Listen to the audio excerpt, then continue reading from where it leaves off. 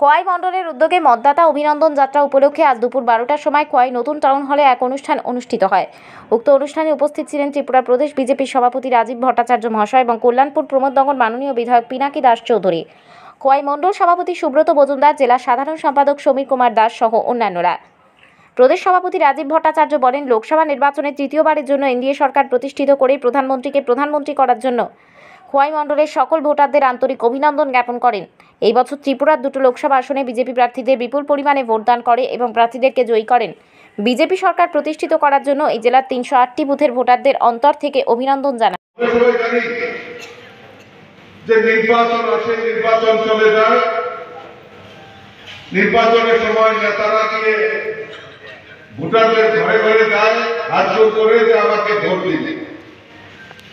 কিন্তু নির্বাচনের জয়ের পর ওই ভোটারদের যারা ভোট দিয়ে নির্বাচিত করেছেন তাদের বলে যায়।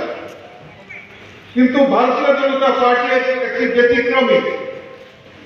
ভারতীয় জনতা পার্টি আমাদের দেশের যশস্বী প্রধানমন্ত্রী নরেন্দ্র মোদীজি তৃতীয়বারের মতো দেশের প্রধানমন্ত্রী হিসাবে শপথ নিয়েছেন। আর উনি সিদ্ধান্ত নিয়েছেন যে সমস্ত ভারতবর্ষে যারা তৃতীয়বারের মতো প্রধানমন্ত্রী নরেন্দ্র মোদীজিকে বিজেপিকে পুনরায় ক্ষমতায় এনেছে, ওই ভোটারদেরকে সম্বর্ধনা দেওয়া, ভোটারদের কাছে পৌঁছানো। তাই এই অভিন্ন কর্মসূচি ভারতীয় জনতা পার্টির রাষ্ট্রীয় নেতৃত্ব চিন্তা ভাবনা করেছেন। তারই অঙ্গ হিসাবে আমাদের ত্রিপুরা রাজ্যে সারা রাজ্যে মন্ডল স্তর পর্যন্ত যারা যারা ভোটার তাদেরকে সম্বর্ধনা জানানো, তাদের অভিনন্দন জানানোর জন্যই এইরকম সভা সংগঠিত হচ্ছে। তারই অঙ্গ হিসাবে আজকে খোয়াই মন্ডলের উদ্যোগে আজকের এই সভার আয়োজন করেছে।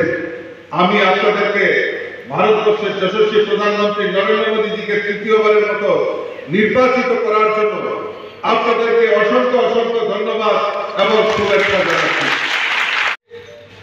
স্লোগান ছিল ইনকলাব জিন্দাবাদ, আমরা খাবো তোমরাবাদ। আমরা সেই স্লোগান পরিবর্তন করেছি। এই স্লোগান পরিবর্তন হয়েছে সবকা সাথ, সবকা বিকাশ, সবকা বিশ্বাস আর সবকা প্রয়াস নিয়ে ভারতীয় জনতা পার্টির সরকার করছে। আমরা কোনোদিন ভাবতে পারিনি যে আমাদের এই ছোট্ট রাজ্য, পার্বত্য রাজ্য ত্রিপুরা, সেখানে 4 লক্ষের উপর গরিব পরিবারের পাকা বাড়ি নির্মাণের ব্যবস্থা ভারতীয় জনতা পার্টির সরকার করেছে। মোদীজি আমাদেরকে উপহার স্বরূপ দিয়েছে। মোদীজির কমিটমেন্ট ছিল যে আমার দেশের প্রধানমন্ত্রী তৃতীয়বারের সরকার গঠিত হলে সারা ভারতবর্ষে আরো 3 কোটি গরিবদেরকে পাকা বাড়ি নির্মাণের ব্যবস্থা মোদীজি করবেন। আর মোদীজি প্রথম প্রধানমন্ত্রী হয়ে ক্যাবিনেট সিদ্ধান্ত নিয়েছে সারা ভারতবর্ষে আরো 3 কোটি গরিব পরিবারের পাকা বাড়ি নির্মাণের ব্যবস্থা করবে। তার মধ্যে ত্রিপুরাকে প্রায়োরিটি হিসাবে দেওয়া হবে, সেটা মোদীজি সেটা ঘোষণা করেছেন।